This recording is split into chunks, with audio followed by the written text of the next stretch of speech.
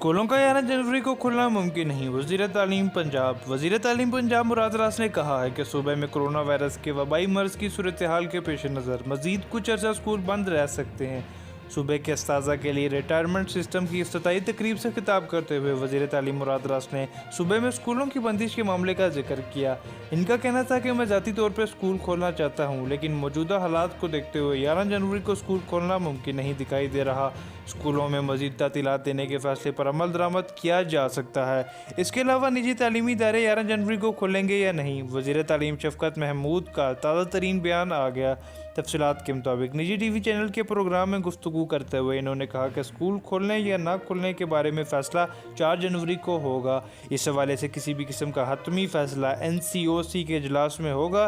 ताहम इसके बाद मार्च में होने वाले इम्तहानात मौखर होंगे, जबकि गर्मियों की छुट्टियाँ 20 साल कम हो जाएंगी। वफाकी वज़ीर तालीम ने कहा है कि गुज़िश्ता साल पाकिस्तान समेत दुनिया भर में हर चीज़ तब्दील हो गई। 2020 का साल दुनिया भर के लिए मुश्किल रहा।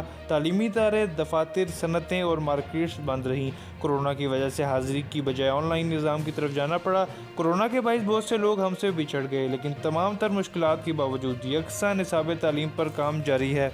इस हवाले से प्राइमरी तक का तालीमी निसाब तीनों सूबों ने कबूल कर लिया है, लेकिन सिर्फ सिंध में इस सिलसिले में फ़ैसला होना बाकी है। यकसा तालीमी निसाब मुल्क भर के लिए मुस्बत इक़दाम होगा।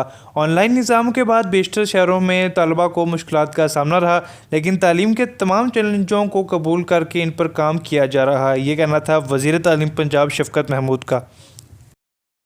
उम्मीद है आपको वीडियो पसंद आई होगी। वीडियो को लाइक ज़रूर करें, चैनल को सब्सक्राइब ज़रूर करें।